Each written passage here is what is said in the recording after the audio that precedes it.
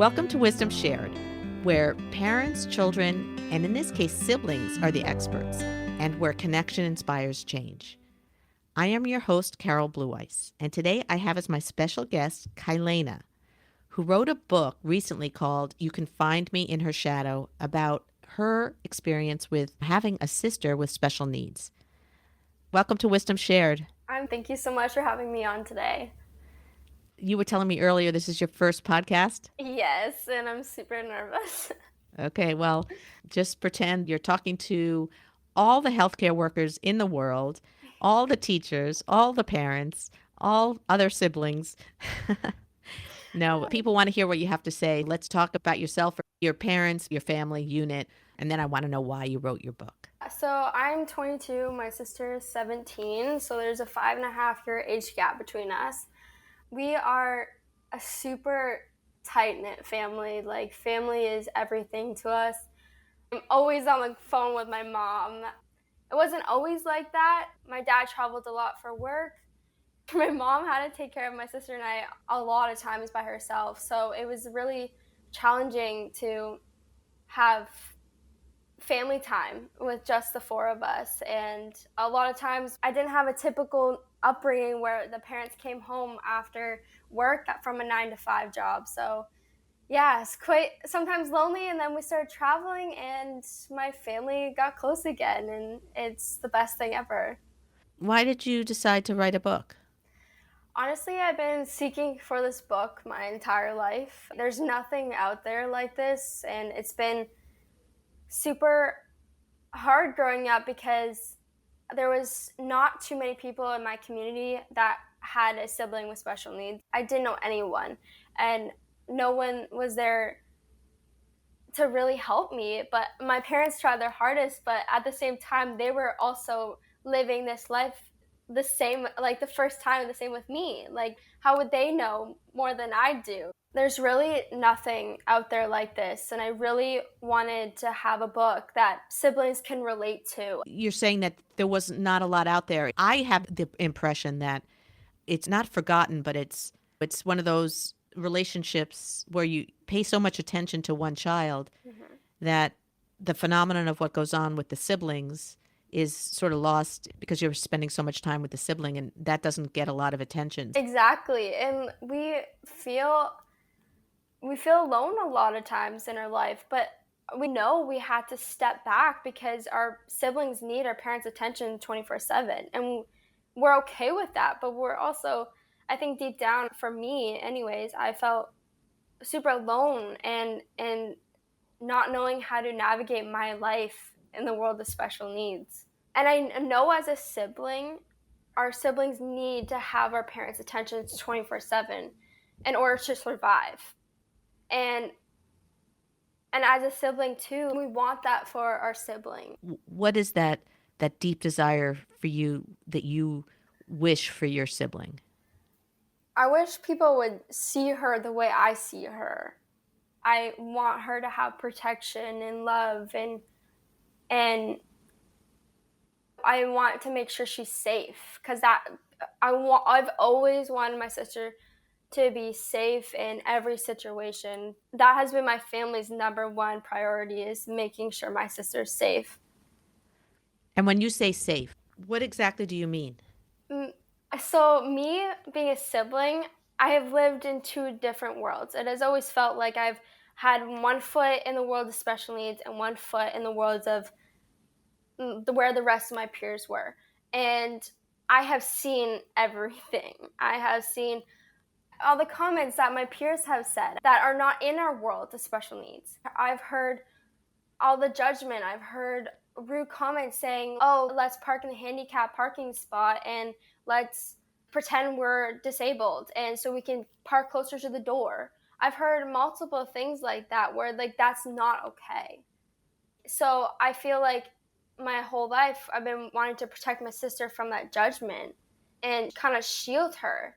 But that's also being a big sister too, right? So just like anyone would be with their siblings, right? Right, like there's no difference in your Yeah. emotions if someone's making Yeah. fun of your sister, whether Exactly. she's neurotypical or not. Mm-hmm.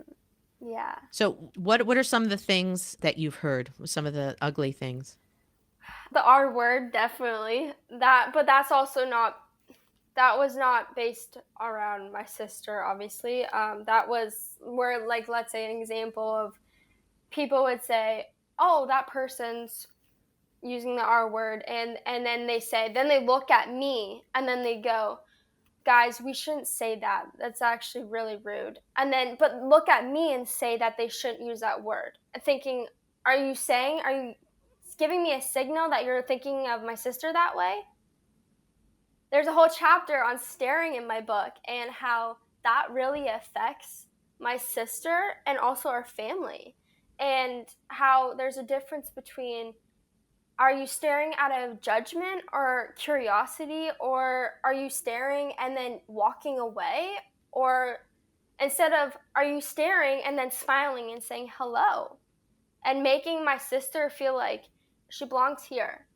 Are you acknowledging her and being kind, because that makes her feel good, that she's acknowledged and that she's a human just like everyone else is. And that, yeah, that's how I really feel about it. I know what the R word is, and Yeah. I find myself sometimes saying it derogatorily for reasons that have nothing to do with real Mhm. people. But I know it's not good, and I slap myself.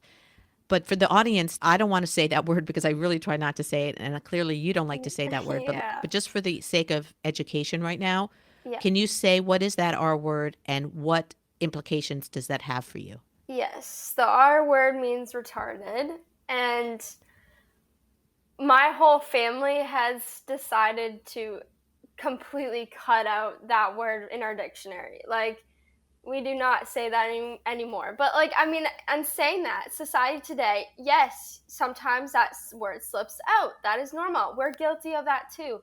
But there's a difference between using that word also in, like, directly to the special needs person, or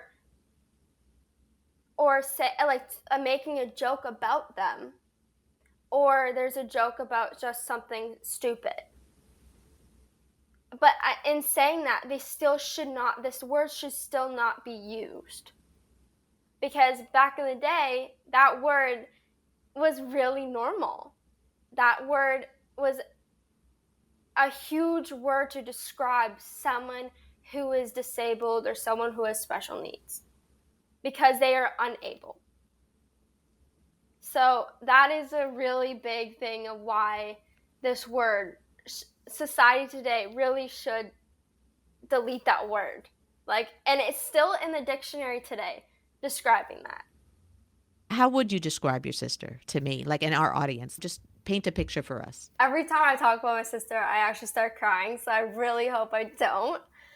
My sister is small, but she has a huge personality for sure. She's the class clown. She can walk into a room and light up the entire room, like light up everyone. The space is brighter when she's in it. She's just such a happy human being. She's accepting of everyone and everything. And she loves to make sure that everyone is heard and that she sees them. Her main focus is that she tells them that she loves them. But I mean, at the same time, if she can feel if someone is kind of doesn't know how to navigate her, or know how to talk to her, she will ignore you. Just like you are ignoring her, she will do it back to you. She understands. She gets you. She understands mean words. If you tell her to not do something, she'll scream at you and tell you that she's mad at you. And she has so much emotions, and she's just a really happy human being, and I love her so much. That's beautiful. Tell me, what words have you seen, and which words still make you uncomfortable, and which words make you okay? Well, there's not really words in particular. It's just really the word retarded is a big one. But also, I mean, this isn't really a word, but when People ask about, let's say, my sister's diagnosis or something, or ask what's wrong with her, and they say, "Oh, I'm so sorry." Like, that just needs to never come out of someone's mouth when you say that, because this is our life and we're not sorry about it. It's not something to be sorry about. It's just what the universe or God has given us, because they knew my family was gonna give my sister the best life that we could. So let's see if I could think about any other words. Maybe like stupid or slow. Slow is a big one. Tell me about that. Slow to me just feels like unable, and just not fast reaction. Like, I don't know. It's really complicated how to describe words when it comes to how people want to use them. I don't know in what example would be how they use slow, and is it towards my sister. I really feel like it's unable to do something, and she's slow or slow minded or like physically slow. Any of those things. I feel like it basically feels like the word retarded. It just means stupid. I wanted to also talk about words that I have heard and just listen to what you feel about them. Special needs. Yes. A child with special needs. Yeah. That's okay? I talk about this in my book, and it's probably the disclaimer. And I talk about how there's different words for special needs, and also everyone's different. Everyone has a different way that they want to describe their child or their sibling or whatever. And there's also special needs, disabled, disability, and differently abled. Those are the ones that my family uses. We normally say special needs, but there's also persons with a disability and or persons with diverse needs, children with diverse abilities, etc. So there's so many out there. Thank you. Because that's really helpful to have a vocabulary to continue to paint a picture of your sister. Now, Yes. we know she has a disability. I guess you could also say she's neurodiverse. Is that Yeah. appropriate? Yeah, she has Grin 2B. It's a rare genetic disorder that basically affects her speech and her ability to walk. She does walk on her own, like she doesn't use braces anymore, especially after going to ABM, getting her ABM lessons, and she can walk by herself across the room on her own, but she does get tired physically. You talked about in your book how when she was born, it was a dire diagnosis where you didn't think she would live long, but Yeah. that changed. Did the diagnosis stay the same and just the prognosis change, or was it the wrong diagnosis? The doctors had no idea what she had. They thought at the beginning, they said that she was a lazy baby, which I don't understand that one. And then it started changing, and they thought she had muscular dystrophy. She did not have that. And then she got diagnosed with Grin 2B, and apparently at the beginning, she was like maybe 7 in the whole world. So something like that. I don't know the backstory exactly, but that's what I heard from my parents. But back then, I didn't know any of that. I just knew that something was wrong with my sister. So, It sounds like it's a rare genetic yeah. disorder, and even if it wasn't, everyone's different, as I understand it, when Yeah. they have these diagnoses. But Yeah. is there a group that you're affiliated with other families that have children with this diagnosis? Actually, I don't know if there's anyone in our hometown that has it. So I know it's starting to get, there's more people out there in the world that has it, but in this area, my sister's involved in a lot of Special Olympics stuff and a lot of school activities in our class, but we're not in any groups actually. We're kind of more on our own. And how does that feel to you guys? Sometimes I feel a little alone, but especially for me, because I don't really have other siblings to relate to either. But I also felt like I didn't have that my entire life. So, I mean, it doesn't feel any different now. But with my parents, my mom is active and does talk with other parents, especially when my sister is out bowling or dance or whatever, all these activities. She talks to the mothers, so it feels kind of like a support group. It's all mothers coming together, talking and suggesting ideas. So in some aspects, it does feel a little lonely, but in other ways, it does feel like the community that we live in today is so supportive with special needs. So it has been a really great thing for our family. Well, that's great to hear. Why don't you tell us, because this came up in the book, and I think it's really important that people hear these words considered mental illness or whatever. I mean, now we've talked about words, they have such loaded connotations, but just mental illness is also very taboo. It's getting less taboo as people talk about it more. I have an episode where I've talked to a parent of a child with OCD and the child herself, who's a teenager. And I learned so much. And I think that, yeah, it's really valuable for you to talk about your own struggles with your mental health as much as you feel comfortable. Yeah, mental health is a huge topic. It's been in my life since I was in grade 7.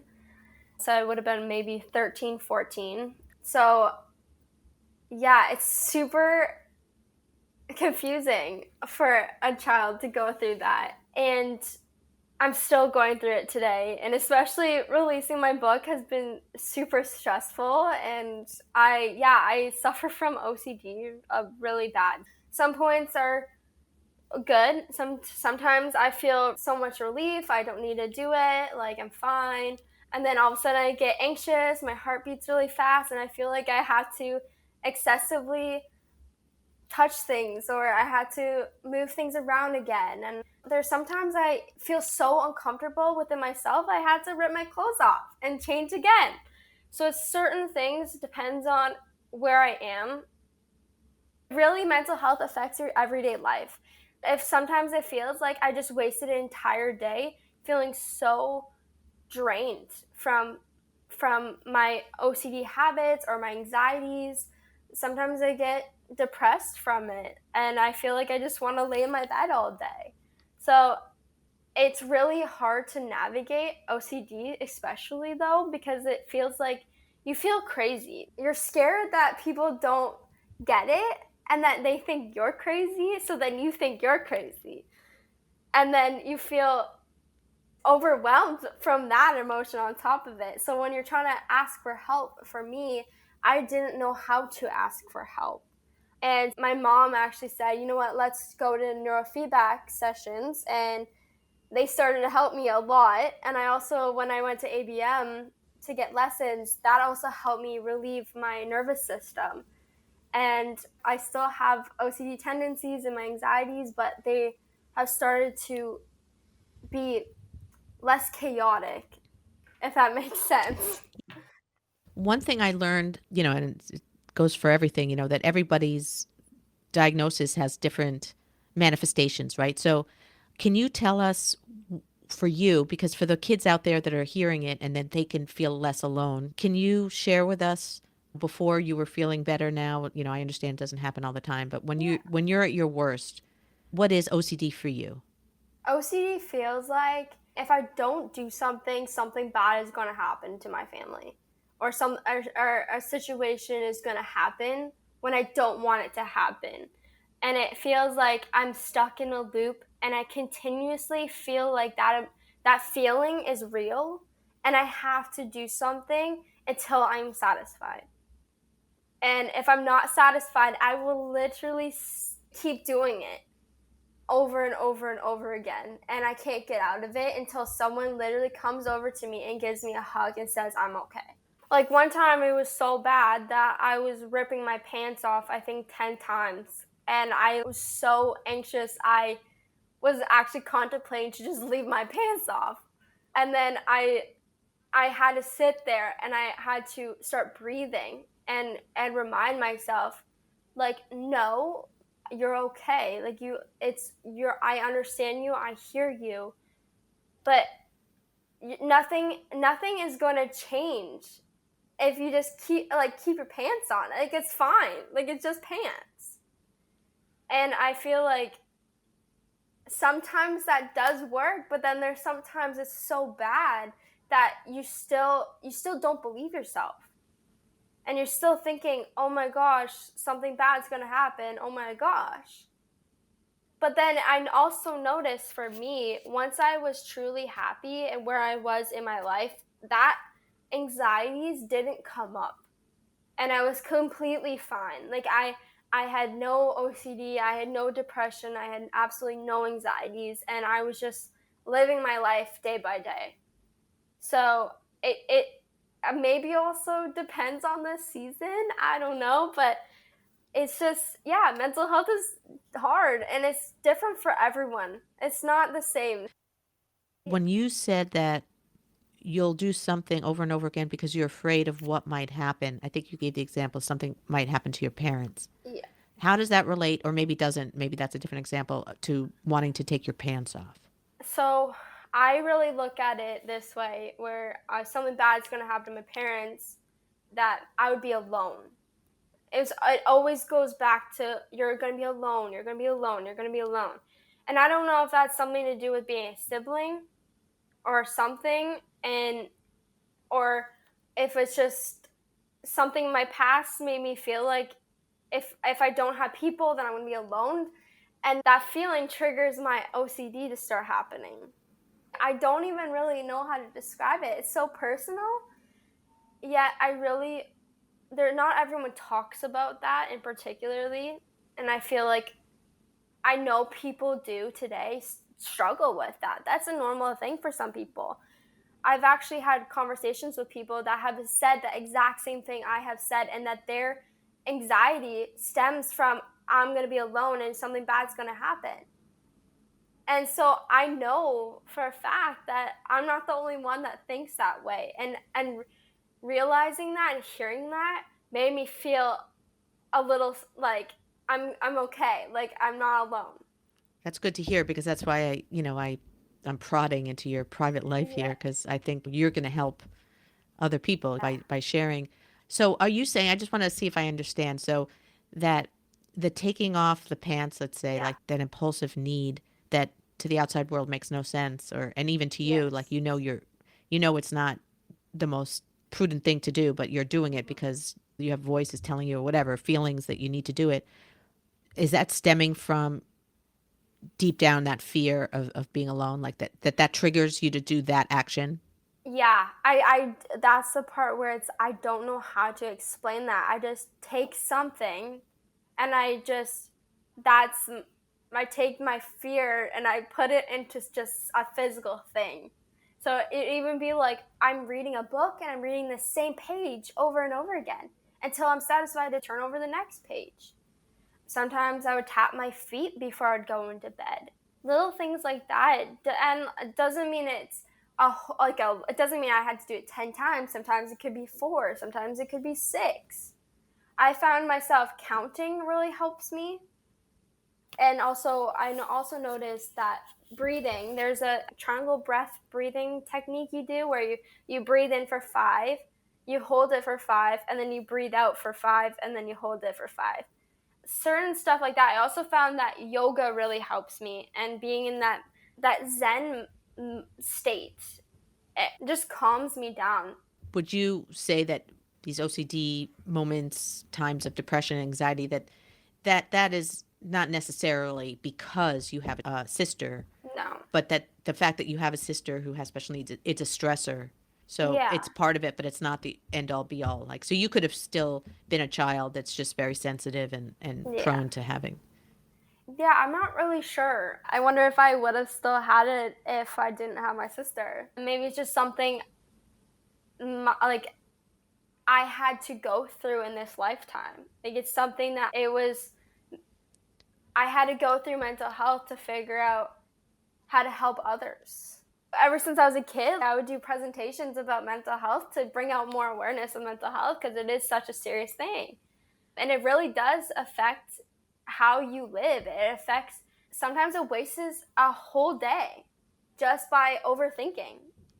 And that it's physically draining and exhausting. Yeah. And I think for the longest time I felt super alone in it. And I don't want that for other people. I know you're still young and exploring, I suppose, you Yeah. know. Do you have a dream profession? Not really at the moment. I've been kind of going through a lot of stuff. I went to school to be an ABM practitioner. Funny enough, when I turned 22, I had like a midlife crisis, even though I'm not midway through my life. And I ended up buying a yoga training program to do 500 hours. And then I started writing my book. So it's kind of like mixture of stuff. Yeah, yeah.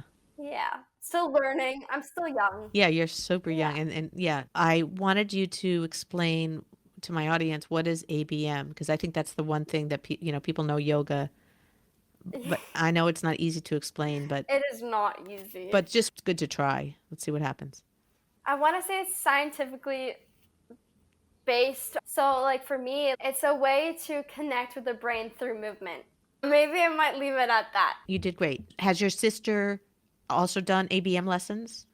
Yes, she has. And we've seen a lot of improvements. There were many times she was totally just taking it in. She doesn't wear leg braces anymore. We actually noticed that because she's not wearing leg braces anymore, her feet are actually growing. They stopped growing for the longest time. And also, we're noticing too, because of ABM, her balance on her feet, like she's standing on like the four balls on your feet, like she's completely flat.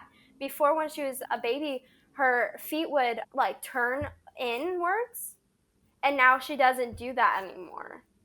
So even if it's a little mini changes and you're noticing them, it's still, that's really big for our family and for my sister. And they have big improvements on her life. Yeah, she's walking without a walker and a wheelchair, and you could tell she's more balanced, she's more her. Hmm. Yeah. That's so interesting. I wanted my listeners to hear from different people who've gone through the experiences, what's worked and what hasn't worked, because oftentimes physicians and therapists they don't know all that's out there, but parents and siblings will go the extra mile to find things that work, and then they'll stop things that don't work. So Yeah. And I mean, for other families too, it could be different. Like for our family, the typical therapist or like getting a therapy session didn't work for her. And then until she went to get ABM lessons, and we are noticing that that was working for her. Like with the normal therapy sessions, she would scream a lot. And then with the ABM sessions, she was in a calm state, and you could tell her eyes get really glossy and big, like she's focusing, like she could feel what the practitioners were doing on her. And that made her aware of her body. in your book, you spoke a lot about your experience in the classroom and how your teachers did certain things, and you pointed out how maybe that wasn't the best way to handle you. School played a huge part in my life, and having my sister there was, I was so excited. Like I saw all my other friends have their siblings there, and I always looked up to them because, like, oh my gosh, like I can go on the same bus with you now, and I can walk with you to school, or I can like go to your classroom to say hi to you. And I wanted to be a lunchroom helper, and I just wanted to be there with her, even though I was learning my own schoolwork in my own classroom, but I still wanted to be there to protect my sister just like any other sibling would do. And there were some situations that just maybe weren't handled or looked at it in my sister's perspective, and it was just directly for me and making sure that I have a separate identity away from my sister. And it didn't necessarily feel like my sister was being thought of. And with our life, it can't be that way. Like it, especially as a sibling, where I'm not necessarily trying to take my parents' role, but we're there as my sister's protector, and so am I. There were certain situations, especially, it's hard to talk about this part. Are comfortable just reading a section from your book? Yeah, maybe. Yeah. Let me see what I have. As a child, all I ever wanted was to be like everyone else, to have the chance to go to school with my sibling, to play together with our friends at the same school. Even the little moments of walking to school and back together each day. In all honesty, I never thought this would be possible. She needed so much extra support, and only certain schools were capable enough to provide it. I couldn't make sense of why they were moderating my interaction with her, even if it was for her best intentions or maybe for mine. It didn't mean this was handled the way that considered what my sister would need. After my mother shared this with me, I finally realized why the teachers were trying to prevent me from seeing my sister. But it was only their opinions, it wasn't even the truth. I wondered if my teachers were even considering my sister's feelings and well being during these discussions. They didn't even allow enough time for us to be together in the same school to explore if they were right about their conclusions or just harming us in the process. As it turns out, I only had 1 year with my sister. The principal convinced my parents that sending her to another school, a school that specialized in supporting special needs children, would provide more support with her learning and skill development. My family is my sister's eyes, ears, and voice. She can't come home and verbally have a conversation and tell us about her day, what she learned, what they did, the fun moments she had with her friends, or if someone was mean to her. We wouldn't know. What if the teachers didn't communicate often to my parents, didn't take the time or value the importance of sharing with them? We wouldn't know what was going on throughout her day. That was why I wanted to be there with her and make it easy to update our family. It wasn't something my parents asked of me, it was just something I wanted to do as the older sibling. Older siblings want to always look out for their younger siblings to make sure they are safe. My sister is my family, and when it comes to family, you look out for one another. Beautiful. Yeah, thank you. I found interesting something you said about you were looking for disability in yourself and no one explained what disability was. Can you talk about that? Yeah, that went on for a big portion of my life. I always wondered if people were looking at me and questioning if I may have a disability, because I don't know if maybe people would just assume that if one person has a disability, then the other sibling should have one. I don't know if that's what people were assuming. And so I think the majority of my life, I struggled in school. I fell behind in school until my mom and I sat down and caught up one summer. And and I don't know if maybe I felt, because I felt stupid, that maybe I felt like maybe something was wrong with me and that maybe I should look for something that's wrong with me and so I can have a label, or someone else is going to put a label on me.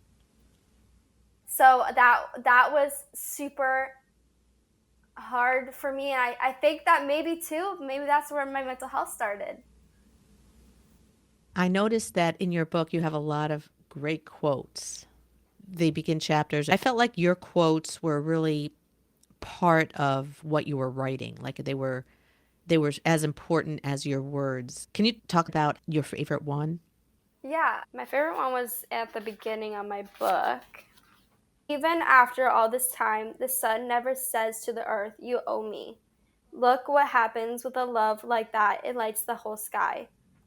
I'm trying to think of why it resonates with me so much. You're not owing someone, but because we're so grateful for the life that we have been given. We wouldn't ever want to have someone else's life. Like, you don't need to owe me anything. Like, this life is given to us for a reason. And it's my sister that is the glue that cements our entire family together. And if it wasn't for her, life would never feel the same. And we would never, ever trade this life for anyone else's. This one is in my preface. My sister and her disability are embedded into fragments of who I am, how I live in this world, how I see the world, and how I feel it because of my unconditional love for her. So that's written by you. Yeah. That one was the highlight, I feel like, of my whole book. That one represents my book. Because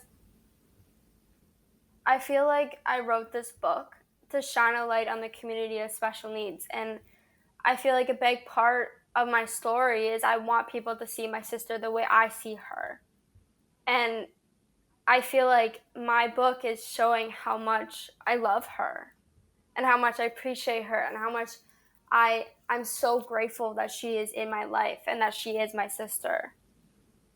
What advice would you have to parents or to siblings, to therapists, teachers, friends? I mean, maybe it's like one thing, maybe it's different for each of them. I'll let you decide. What are some things you feel like they need to hear? I think my book teaches society to have empathy for others. And don't just think of yourself and think of other people. And that people go through way worse things in life than maybe you're going through right now. And be open minded to people. And also that you're not alone. And that there's probably so many people or so many other siblings that are going through the same thing that you are going through right now. And that's okay. And also to shine a light on the community of special needs, because I feel like a lot of people don't understand and they're seeking for answers. For people that are uncomfortable, when they see somebody who's so different, or they have a friend who has a relative who is so different, what is some advice that you would give to them? I've noticed growing up too, like some people don't ask. It's okay to ask a question and ask what's wrong with your sister. That's okay. But be open minded to making sure to not offend us in a way, because we don't necessarily look at our sibling like she has special needs. And we wish that you would look at her and not point out right away that she has a disability. Like that's the first thing you see from or see at you look at her and you're like, oh, she has something wrong with her. So, what I'm hearing from you is that you've heard people come over and you don't think it's a bad thing, but in a way it sounds like you kind of do. So, let's Yeah, get through this. Like, that the first question would be, what's wrong? Well, first of all, it sounds like to me you don't consider anything wrong. This yeah, is who she is. So maybe it's not okay to ask that question, but it's okay to ask yeah. another kind of question. So what kind of question would you recommend? Well, if we're feeling that your question is coming from like you're kind of judging, we feel that. So we're automatically going to kick off of that was a rude question. But if we feel like you're coming from like a place of curiosity, but like you're like I love your sister. Like she's cool. Like I just want to know because I also like being your friend. Like I want to know your family. There's a difference between that. So I feel like I can't necessarily say they're all bad questions. It's just I guess how they communicate How it. you say it. So I mean, Yeah. just for myself, like if I saw you at a cafeteria, and I have to admit, like I think a lot of it, and you talked about it in your book, is fear. People. Mm-hmm. So people, to avoid that fear, will not ask any questions and will just either just stare and leave, or just pretend that you're not there. And Yeah. correct me if I'm wrong, but that's not a great way either to not No. interact. So if I was someone who wanted to interact, I sometimes find myself stymied because I'm afraid that anything I say will be interpreted wrong. I'm thinking, how can I break the ice just to kind of say hi? But I have to be honest with myself, and I am curious, like what, or maybe I'm not curious, but I really don't know. I'm afraid that I will be judged by how I say hi. Yeah, I feel like there. I guess there's also again there's a difference between a stranger coming over to say hi, or there's a difference between like a friend, but like a friend that's not really close to you, but and kind of a stranger. So I feel like the stranger, at least if you're staring at the person, just smile. If you don't want to say anything, just smile. And if you want to say something, then smile and say hello. And then if you're a stranger friend, then I feel like, and you're wanting to question, hey, like, how's it going? And you want to know more answers, I feel like that can come across as, again, a bit offensive. I don't know. I mean, again, I'm still young and I'm still navigating our world of special needs, and I'm still trying to figure out like what is okay, what's not okay, and what does society do that's not okay or okay. So I really don't really have an answer to that yet. Which is a great answer. No, because I think it's not, even like I have training and, working with people. I know that I don't think that I'm judgmental. I certainly know not to stare. I wouldn't do that.